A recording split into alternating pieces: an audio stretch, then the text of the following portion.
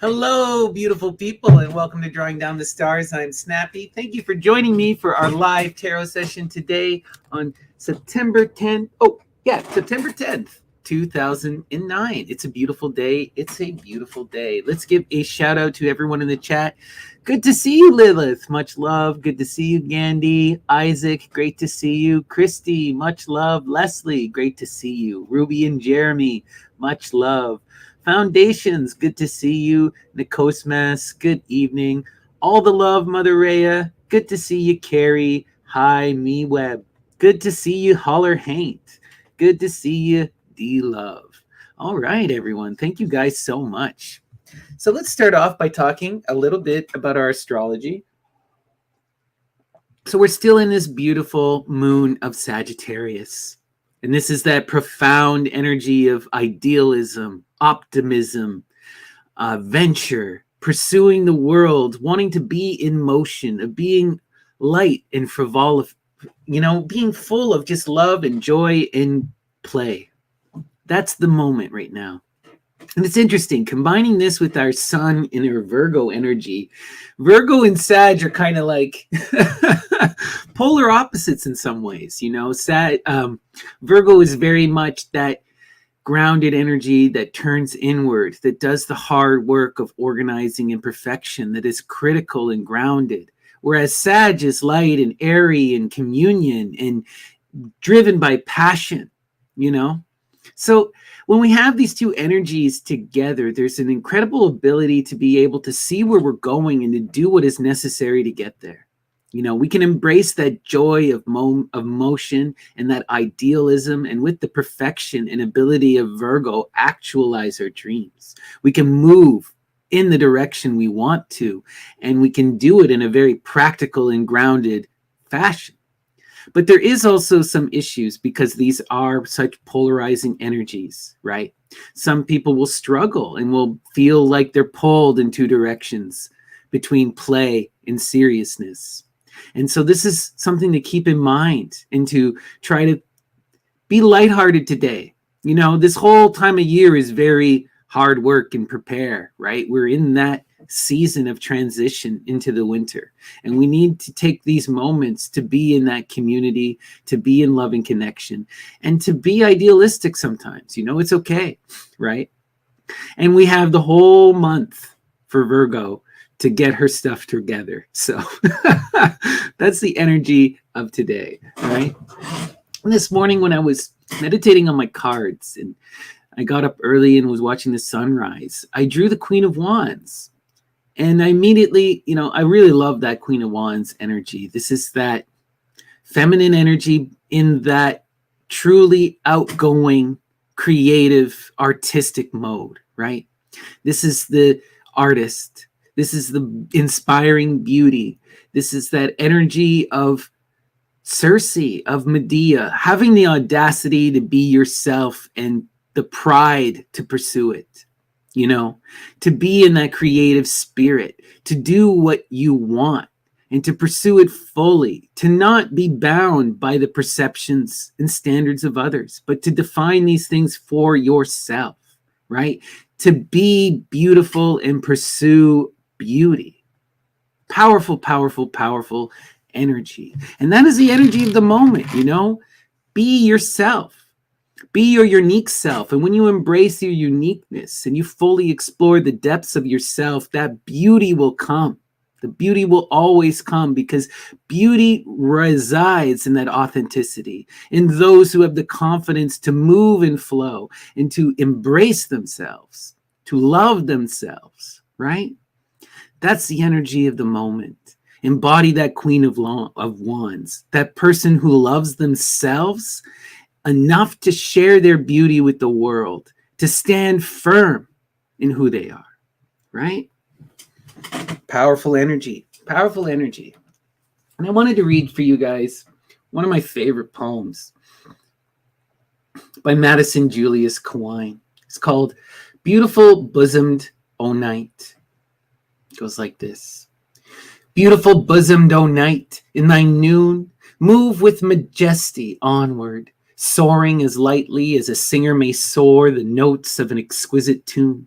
the stars and the moon, through clerestories high of the heaven, the firmament's halls, under whose sapphirine walls June, Hesperian June, robed in divinity wanders, daily and nightly the turquoise touch of her robe, that the violet's star, the silvery fall of her feet that lilies are, fill the land with languorous light and perfume.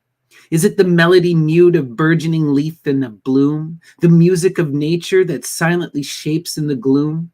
Immaterial hosts of spirits that have the flowers and leaves in their keep, whom I hear with their sighs of silver and pearl, invisible ghosts, each sigh a shadowy girl, who whisper in the leaves and glimmer in blossoms and hover, in color and fragrance and loveliness, breathed from the deep, breathed from the world soul of the mother, nature, who over and over, both sweetheart and lover, goes singing her songs from one sweet month to the other.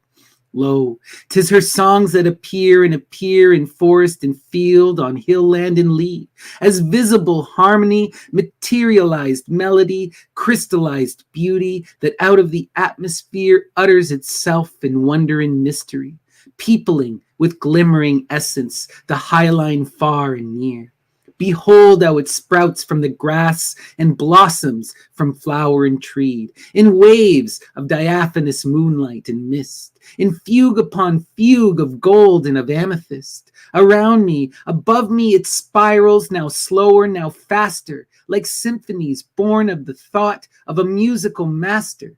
O music of earth, O God, who the muse inspired, let me breathe of thy life, of thy breath, and so be filled and attired in resurrection, triumphant over time and over death. Wow.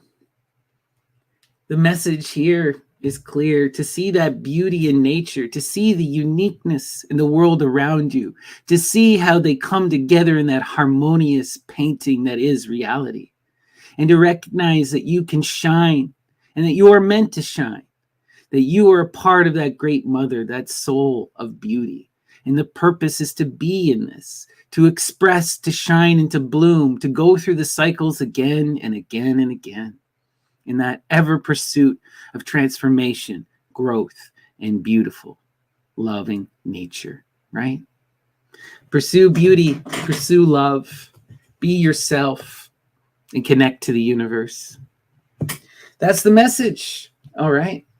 Let us now start with our Ganapati oracle. Ganesha Ganapati is the divine child, the Lord of beginnings, the guardian of the threshold, the master of spirits, the Ganas. Inspire us, Lord Ganapati, this evening, and send us a message, and ensure that our words are heard by those who need to hear them. And the message today from Ganapati is generosity. Generosity. This is an interesting card because it came up in the sortes the other day, and it's an element that always comes up. True love, true caring is seen in the generosity. It's witnessed in that loving care for the other. The true masters, the true people who embrace love, the true goddesses and muses out there, as soon as they have, they will think of the other, right? In reciprocity, and recognize their blessings also mean that they must give of the self, right? Everything is a tit for tat. Everything is an energy exchange. Everything is moving in flow. Everything, right? Recognize that true love will manifest in generosity. Sharing is caring, sharing is love, right? If you have that strength to put the other above yourself, that is the beginning of true loving action, right? That is where it comes from. Let's continue. We're now going to do our sortes, and we're going to start today with the Parvati Darpana, the mirror of the goddess Parvati. For those of you unaware, though, the sortes is a form of bibliomancy, that is divination through literature. And it comes to us from the Greco-Roman tradition. And we invoke the goddesses, the spirits of inspiration, and we ask them to inspire us, to send us a message through the text, and we use our reason and our intuition to divine the message from those great mothers. So muses, what is the message from Dr. Harsha Deheja and Parvati Darpana? Inspire us this evening. Okay.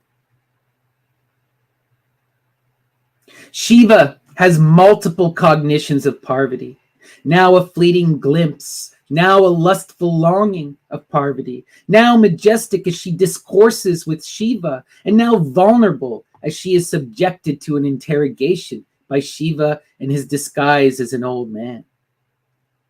It is the Darpana of the Ardhanahari Ishvara, that is the divine androgyne, in which is reflected the image of Shiva and Parvati between two cognitions, that is the Madhya Bhava, for Shiva is indeed the eternal subject, the uninterrupted consciousness upon which the cognitive dialogue with Parvati takes place. Recognize there's multiplicities to this experience in these loving connections, and that there has to be a growth, a coming together between these two forms, right? The material and the conscious. And it is a play as we constantly gaze and engage with the world, perceive that beauty, see ourselves reflected in the other, and through that understanding of the other, come to understand ourselves. And then we form that penultimate unity, the Ardhanahari Ishvara, the Fanis, the divine androgyne, that moment before unity and enlightenment, right? And this is that divine dance, that play, right? We're witnessing that loving connection that is all about understanding and compromise and growth. And it goes through those cycles of together and separation. And this is all about understanding, mutual growth, and loving communion, right? Beautiful. Let's continue. We're now going to go to The Monastery of the Seven Rays by Michael Bertio. Muses, guide my hand. What is the message from Bertio? Inspire us this evening.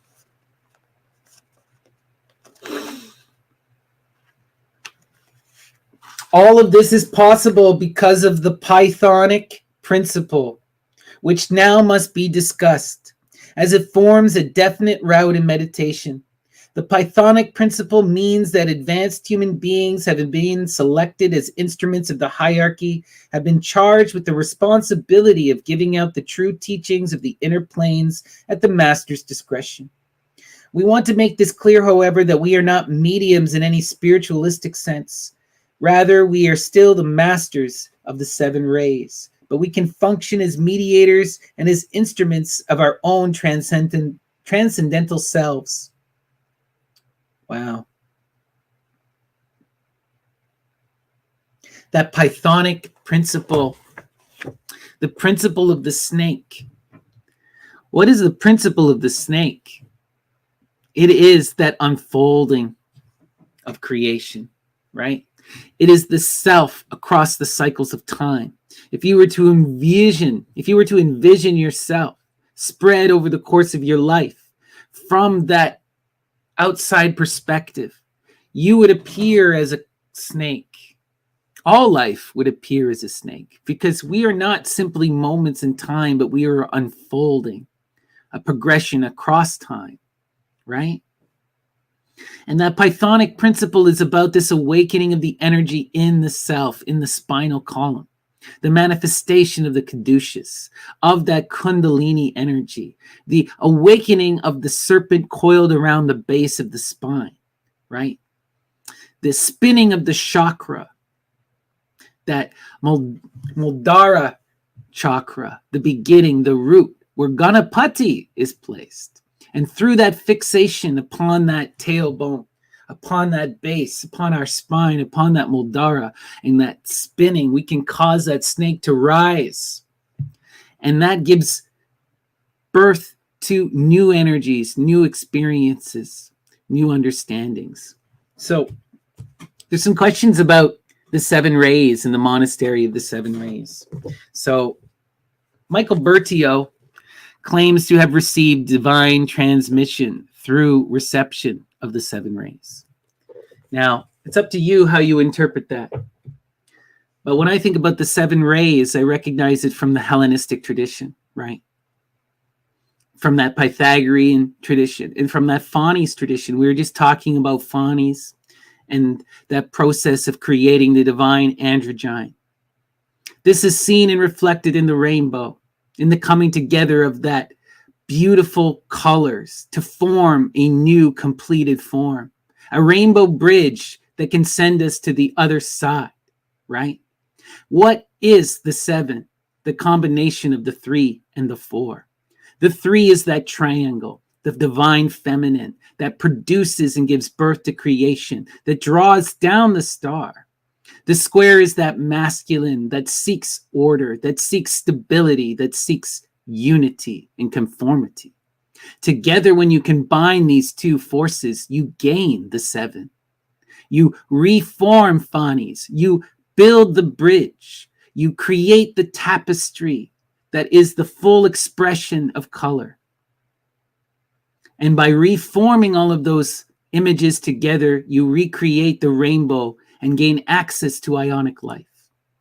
For you have reconciled difference and have merged with the other and see yourself reflected in the colors of the rainbow. Beautiful. All right, let's continue. Lorca, 3 tragedies. All right. Muses, what is the message from Lorca? Inspire us. The moon halts. The curtain comes down in absolute silence. The moon halts and the curtain comes down in absolute silence. This is wild because what do we see?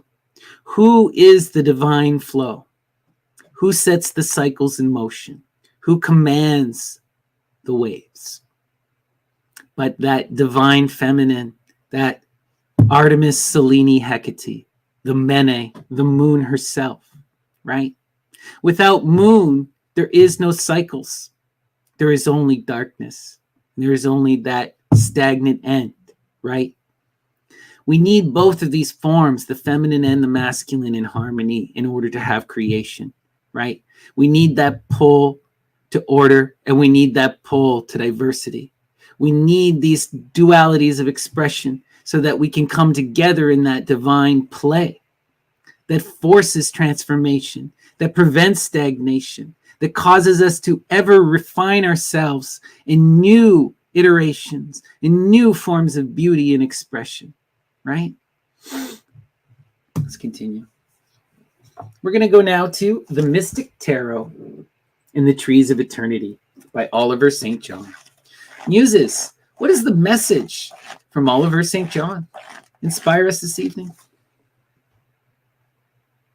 Nature and governance are one principle summed up in the planet Saturn, the secret power behind Venus, or visible nature.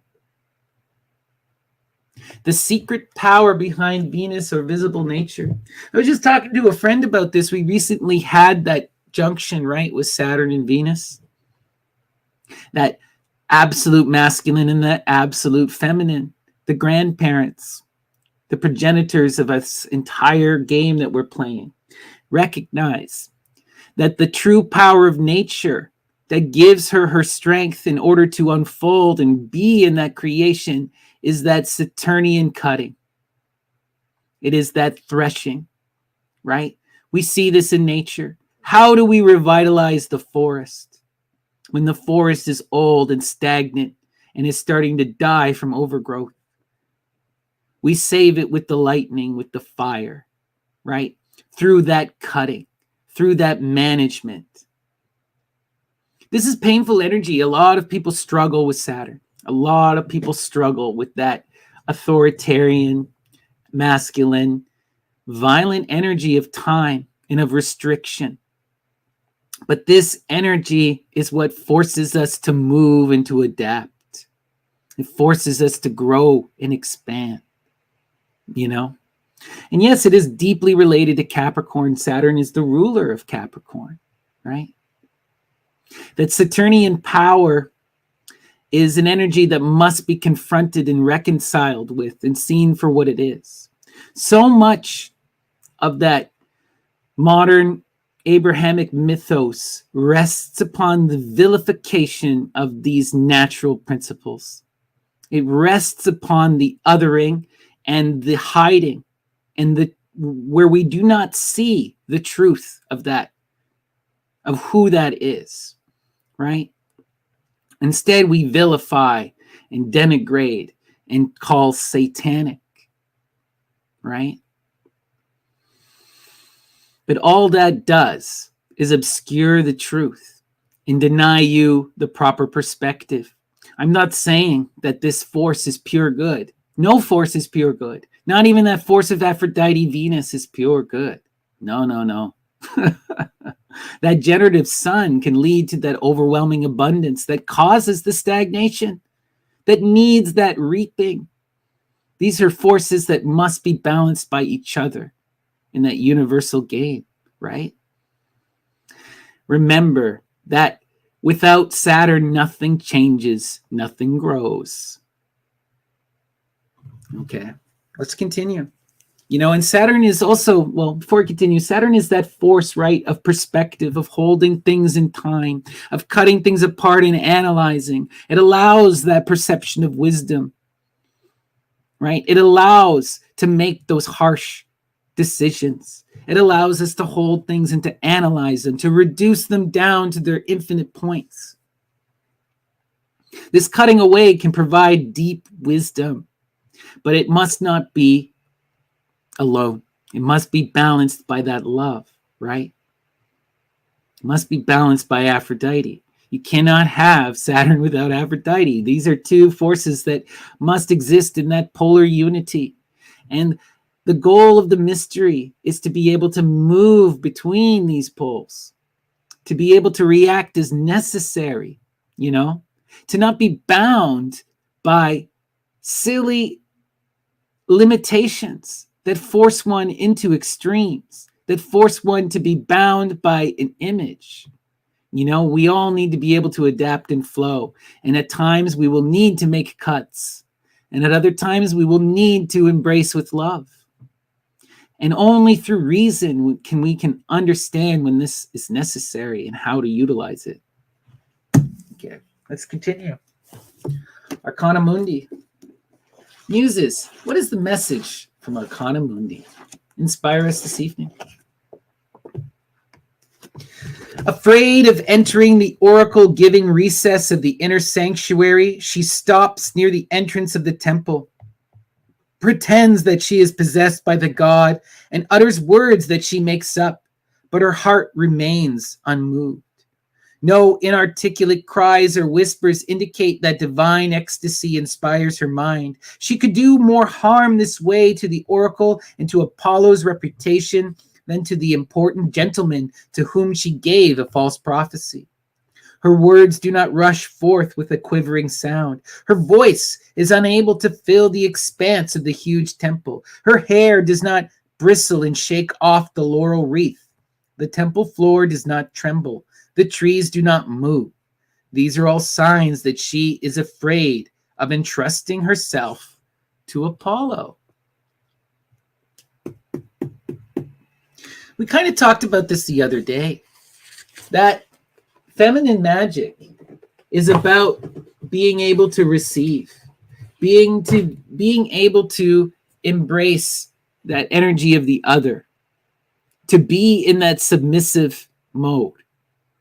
And what we see on full display there is that fear held the oracle back, and she was unable to allow that embrace, that connection. And because of that, she was denied prophecy. She was denied prophecy, you know? Prophecy comes from that allowing of another. It comes from that loving reception of giving yourself over, of being open to receiving, you know? And naturally, people who are born cis women or people who grow up as women and understand this a lot deeper than men. Men are socially shamed away from that receptive behavior. It's not that men and those who are, male adjacent or male identifying cannot engage with this energy. Anyone can engage, but everyone must submit. Everyone must be in that role of welcoming the energy in, of allowing another to take control. And this requires a lot of faith. It requires you to allow another to enter. And there is a fear that will always be there, and a lot of people who are in positions of power or who are male identifying don't recognize that necessarily because they have always been that dominant actor, It's interesting. We have to learn how to receive love, how to be receptive, how to be open. Otherwise, you cannot experience that. Let's continue. The Psychic Bible by Genesis Peorage and the Temple of Psychic Youth. All right, muses, guide my hand. What is the message from Genesis and the Temple of Psychic Youth?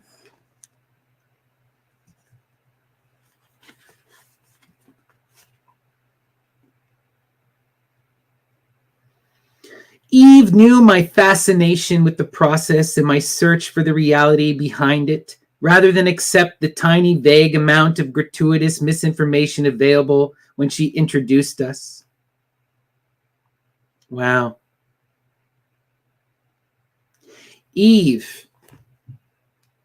When I hear that word, I immediately think of the cry of the Maenads, the Eva, the heave-ho, the Awa, the Brimo, the first woman, the divine feminine in her absolute purest form, right? Pandora. I knew of my fascination. This is another really important word, and it comes to us from the Greek. It comes to us out of the story of Zagreus. Zagreus is fascinated by the spinning top, and through that fascination, he leaves his divine throne. And when he leaves his throne, he is destroyed by those who would seek to possess it, to take his power from him. Also, we see this word fascination used with Attis. Attis was fascinated by the nymphs in the water. And so he abandoned his connection with the mother and dove to the depths of material, bound himself to the flesh, seeking to possess it, only to recognize that not only could he possess it, but now that he was possessed and bound in suffering. And then he has to go through that process of recognizing that he cannot possess the nymphs, that he must give up this foolish pursuit, that he must reject the material and return to the mother through that transformation of becoming her, embodying her, right?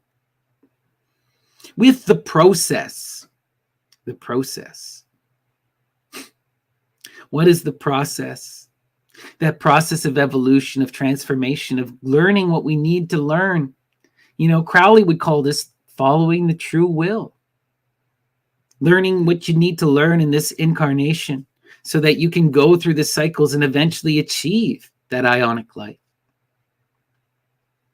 Right? So Eve recognized her search and her fascination with the process, right? Recognize that she was looking for the reality behind things, then to accept the vague amount of gratuitous misinformation, right?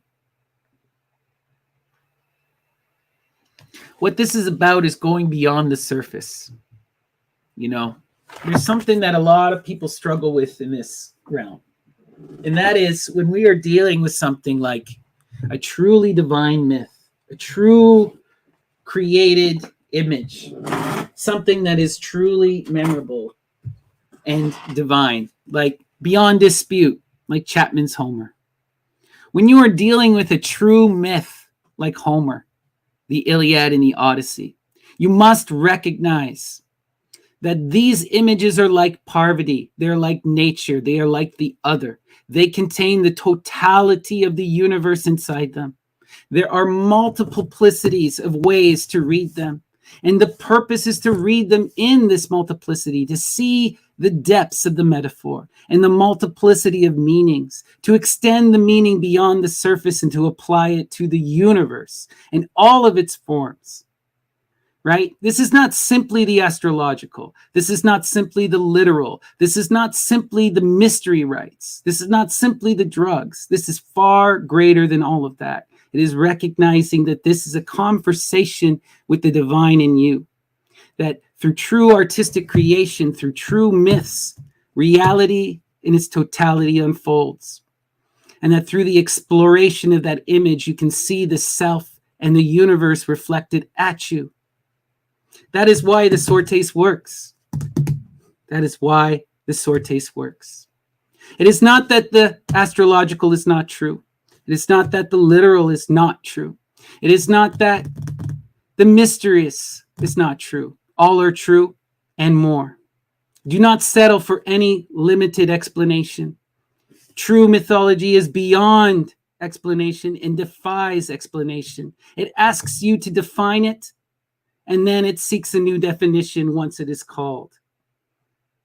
The ever unfolding and evolving story. And true myth demands that you participate in the process, as we just heard, the process.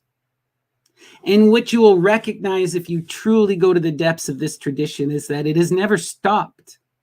It has never stopped. The myths are in constant rewrite, are in constant conversation with creation, and are ever unfolding, ever expanding, and ever evolving. True myth is like this, will retell itself a billion times across cultures, across the universe. You know? And you are part of this process. You can engage with that mythopoetic image. You have license to write in this tradition. Don't let anyone tell you otherwise. The myth is something to be played with. Fantasy must be engaged with. All right. Let's continue. The poems of W.B. Yeats. Okay. Muses, guide my hand. What is the message from Yeats?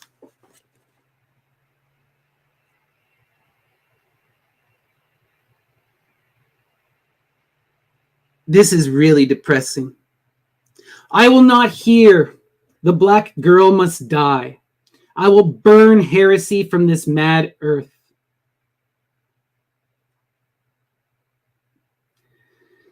The response to that, though, is mercy is the manna of the world. Mercy is the manna of the world. Wow. So on one hand, we are confronted with that patriarchal force of control and domination that seeks to vilify the female, the African, the black, the dark, the other, the chthonic. But when confronted with that energy, recognize, how do we overcome this? Mercy and forgiveness. Love, right? As painful as that is, we see this reflected time and time and time again in the mythology. You know, and a lot of people struggle with this. And I always bring up the Oresteia, and I will always bring it up again and again, because how does Athena calm the Furies? How does she transform the Furies, those who are hell-bent on justice and violence? How does she transform them to the calmed ones? By taking the hit. By taking the hit and not reacting, breaking the cycle of violence, rising above. When they hit, you hug. What does she do in the Oresteia? She invites them into the temple of the Muses, to participate in the feast of the Galaxia, to engage in the process of democracy, to establish the courts of law, and to ensure communal justice, not blood justice, not tit for tat, right? We have to learn to break these cycles. And also look at that word manna. Manna we'll see everywhere in the Greek. Fumigation from manna. You'll see this in the Orphic text. Immediately I think of the hymn to Artemis. Fumigation from manna. Manna is magic. It's the root. It's that natural element that when burned can transform us and give us the vision, but is also that which is desired by the gods themselves, right? And in that manna, in that offering, in that act of worship and adoration, we see the forgiveness, that asking of forgiveness, that giving of mercy, right? And this is what it's all about. You wish to break that cycle, you must become Athena. Know when to defend, know when to hit, and know that we need to establish that communal law together in that democratic fashion, right? Beautiful. Okay, let's continue. Lewis Carroll. All right. The complete Lewis Carroll. Muses, what is the message? Inspire us.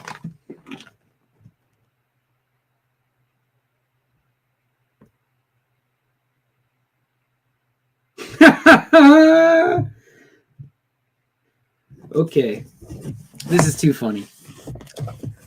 Oh, pudgy, podgy pup, why did they wake you up? Those crude nocturnal yells are not like silver bells, nor ever would recall sweet music's dying fall.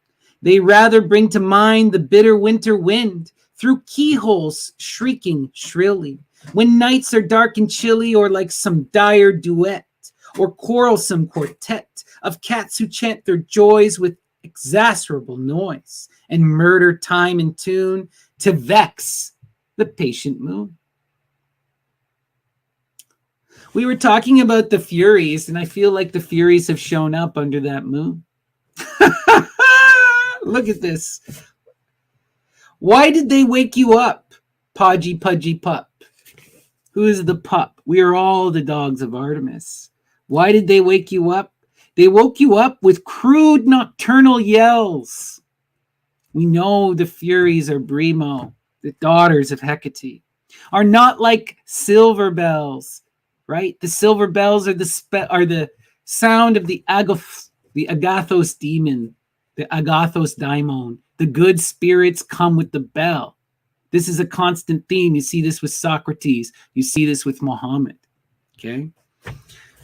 Nor would ever recall sweet music's dying fall. When the music ends in that darkest of night, that's when the Furies come. They rather bring to mind the bitter winter wind through keyholes shrieking shrilly when nights are dark and chilly. Again, that Hecatean Fury energy in the night with the bitter wind. Hecate is the four winds. She is the Kutropos, the guardian of the keyhole, and here she is screaming through the keyhole when nights are dark and chilly. Like some dire duet or quarrelsome quartet of cats who chant their joy with exasperable noise. The Furies are cats. They are wolves. They are dragons, Dracine. Wow.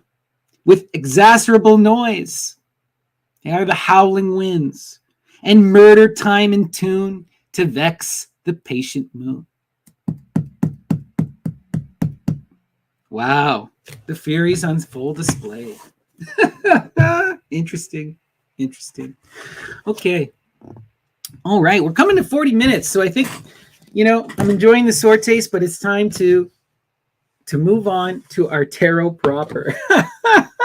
I just got so many books, and it's so fun to share with you all. But let's dive in to our tarot. But before I do, please give me a like and a subscribe. It really does make a big difference. It boosts everything in the algorithm, and I would really love and appreciate it. So thank you so much. And If you're at all interested in a private reading, reach out. You can find me, Snappy, ddts@gmail.com, or you can message me on the Myth and Lore Discord, Snappy or Lady Snappy. And please come hang out on the Discord. We're always having good times there. We're always chatting. And I've met so many of you, and I would love to meet more of you. So come say hi, even if you don't want a reading. All right? So let's start. Saturn, inspire us this evening. Show us the connections. Show us the present. Show us how to rise above the conflict, how to move and flow, how to evolve, and how to best manifest our true will. What is the wisdom to be gained? And as always, the center card is the most important. And today's center, oppression. Oppression. This is the ending of a cycle, but it is a painful end. It is an end in oppression, right? When we see the 10, we recognize that the cycle is coming to that end, but it is at its final moment, its most intense. And in the Suit of Wands, this is about that obsession, passion that has bound us, that has locked us in a single mode, where we are unable to see outside of the confines of our desires, right? Recognize that when we focus too much on that passion, on that desire, that it leads to this obsession. It leads to this desire to pursue, to gain, and to possess. And that always results in oppression, in shutdown, right? In an inability. You cannot pursue and possess things in their totality. You just can't. And to seek to do so is to oppress yourself. It's to oppress yourself. See where this is going. Wow. The cycle is changing, though. This oppression is over, right? That has run its course. And the wands and this energy are taking us in a new direction. Movement, change, communication is coming in quick. It's coming in hot. This is the Eight of Wands. That is that Mercury energy, that energy of Hermes, of transformation and of connection. We are receiving a message of how to break out of this obsession. We are recognizing that we've put ourselves in this position and that we need a change in perspective, a broadening of perspective, right? Let's see where this is going. Wow. This is really beautiful energy. What breaks the oppression? What is the communication? What is the lesson to be learned? How do we overcome this? Through the embracing of the other, through that loving connection with a partner, the alchemical wedding, the lovers realized, recognize this is a coming together of two forces for the purpose of knowledge and creation. And it is that connection with that other, with that partner, with that equal, that'll show you how to break out of this. That'll show you a different way. You know, what's interesting is that often we are bound into these obsession modes because of love or presumptions of love. When love turns into obsession and becomes greed, right? But what is breaking this greed is true love, real, equal, reciprocal love in that loving creative energy of production. Beautiful. Let's continue. Wow. What comes out of breaking this cycle of overcoming the 10 is the hard process of transformation, of reimagining the self, giving birth to the self born anew through the fires of temperance, the aeon realized, right? Look, Horus reimagines themselves and gives birth to themselves anew as Harpocrates, the divine child to come, the androgyne reborn, right? The new way, upgraded and reformed. When we engage with this other and we listen and we learn and we broaden our perspective, we gain the strength to reimagine ourselves better than we were before. And we see how to overcome and expand. Beautiful. Part of the oppression and part of the struggle here is the worry. This worry that we are not enough, that we have to undergo this transformation. And what it is, it's not so much a have to, it's a going to, you know. These cycles are bound to happen. You will grow. You will temper yourself. You will change and transform, and it's bound to happen. But what we're seeing here is that this is a result of the worry, right?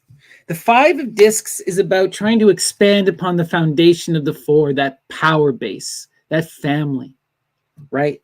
And as we expand and try to grow outside of the confines of the family, there's worry because we're now moving beyond that security. We're trying to expand, and there's always negativity that can come in. We're not sure if we're building correctly, if we're moving in proper flow. But the 5 is 1 away from that perfected 6. We need to learn to power through this energy, to be that temper of steel, to have the strength to persist and to transform this worry into the 6 of success. See where this is going? Yeah. We have to be in that building mode. Who and how do who overcomes the worry? How do they overcome the worry? Through disciplined, responsible action, through persisting in that creation, right? The Knight of Discs is the one who builds the tower and has the strength to do it, has the strength to move, to see what is necessary and to do it. That energy that can temper themselves, right? Beautiful. What we need to recognize is that we are in this moment of building, of doing the hard work, of breaking out of anxiety, of breaking out of worry, of breaking free of our past constraints of obsession, of embracing new loving perspective, and of growth and movement. And this is going to take some time and some strength. All right, let's continue. Yeah. So much worry, so much intensity in regards to our foundations, our discs, building in the world. We are worried that we are going to fail to manifest the tower.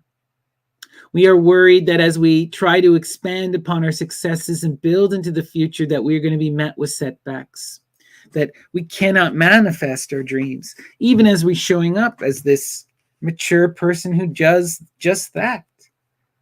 Where is this coming from? Interesting. So what I'm seeing here is the 7 to the 8. We are already in this prudent energy. We're already growing and moving past the failures, right? Look at this. The 8 is already here. The failure is in our head. The failure is a reflection upon the past, is a reflection upon things that we have done and ways that we have behaved that came up short. This is real, but it is not the present. The present, we are building and we are manifesting and we are growing. We're doing the work necessary to build the tower. We are tending to our garden. We are protecting the fruit. We are removing the weeds and the pests, right? That means that we are overcoming failure. The issue that I'm seeing is that there's this great desire for things to happen yesterday. There's a great desire for this swiftness of communication and movement. And it's leading to this worry and to this failure, this fixation upon, can I truly build and manifest that desire? Can I break out of these previous modes of obsession? Can I temper myself, take responsibility, and pursue that loving connection? You are doing it. It's literally already happening. But even as you are doing it and you are moving in this way, as you are ending this cycle, as you're pursuing love, as you're showing up as mature, you're still worried and bound by anxiety. You're still reflecting upon past mistakes and holding yourself responsible for them. The mysteries tell us time and time again, we can look to the past for inspiration. But that inspiration must project us into the future. It must project us into the future. We cannot return to the past, and to look back, to be fixated on what happened before is to fail. That is what will lead to the failure. An inability to move beyond the past, a stagnation in what happened previously. You are not that person. You are this person. You are that one who builds the tower, who does the prudent work, who overcomes the oppression. You know, this is harsh judgment on the self. Let's see. Oh my gosh. Yeah. Extraordinarily harsh judgment on the self. Extraordinarily harsh judgment. Ruination. Overthinking to the point of inaction, of self-destruction, of preventing, right? This is that energy of refusing to go with the flow, of refusing to move, of being so overwhelmed by choice and anxiety that you do nothing. That you do nothing. But here, the 10 is at its final point. The cycle has run its course, right? We need to push this and break free of this energy and restart it back to the beginning. You know?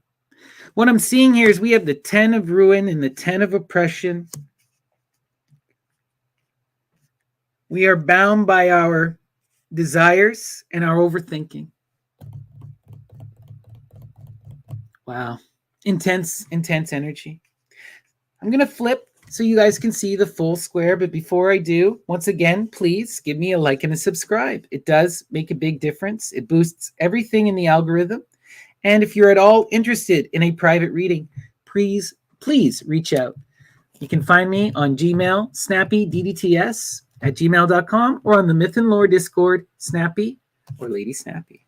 All right, let's take a look here. We're overcoming this worry. The worry is moving in a quick, swift way, right?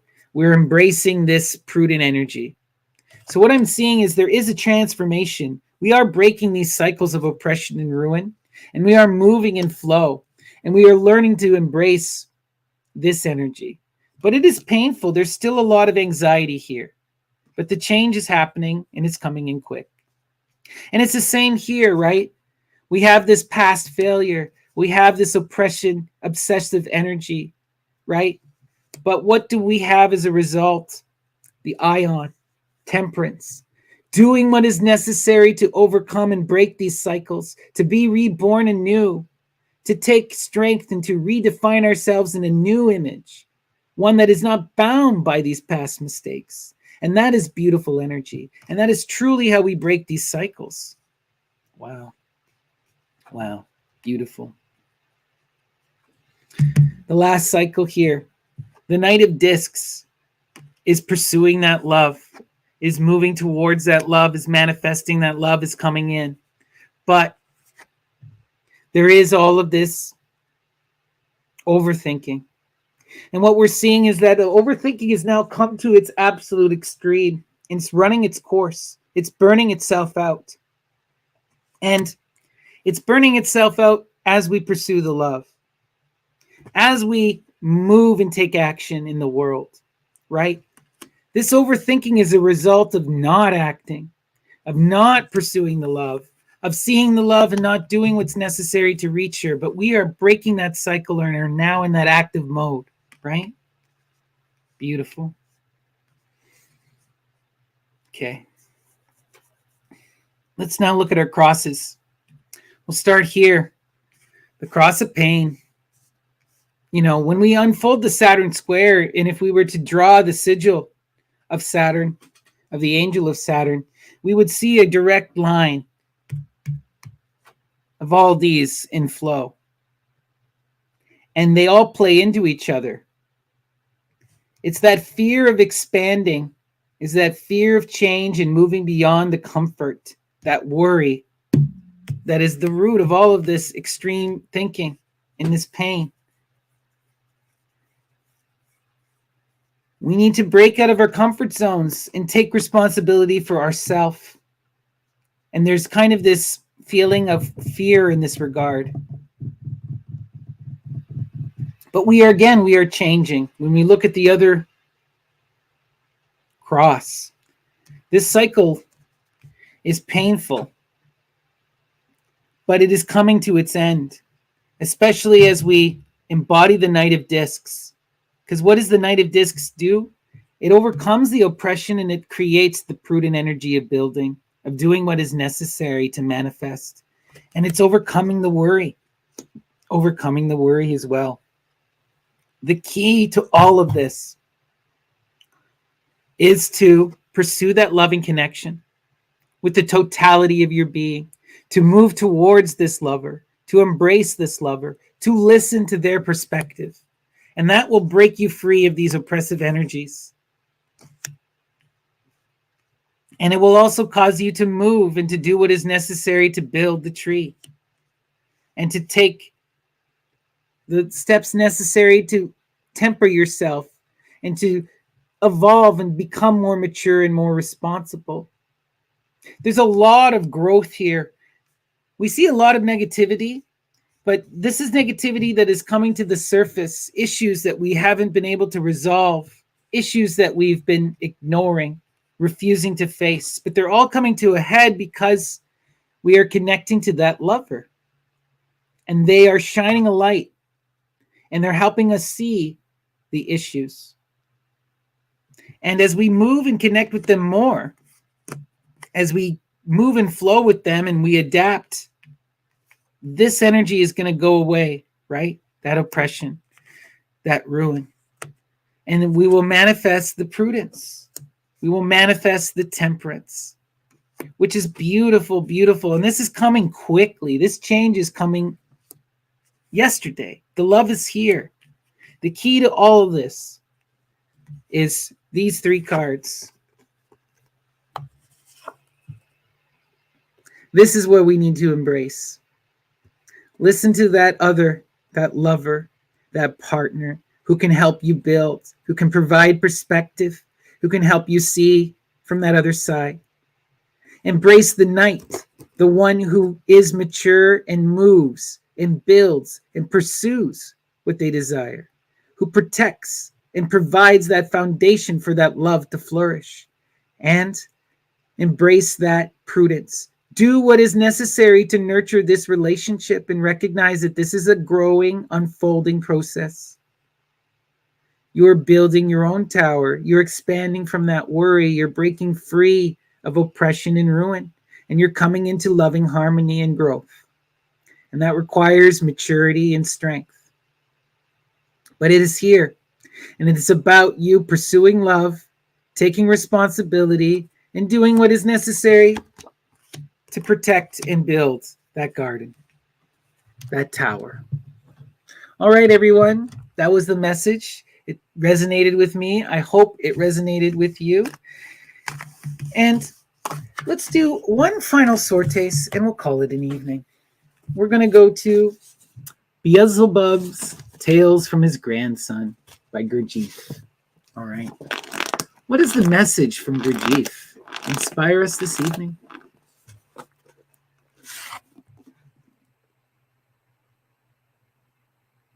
So, my boy, thanks on the one hand to infallibility or infallibly continuing deterioration in the common presences of the 3-brained beings who have taken your fancy of the quality of the functioning of the data crystallized in them for healthy mentation.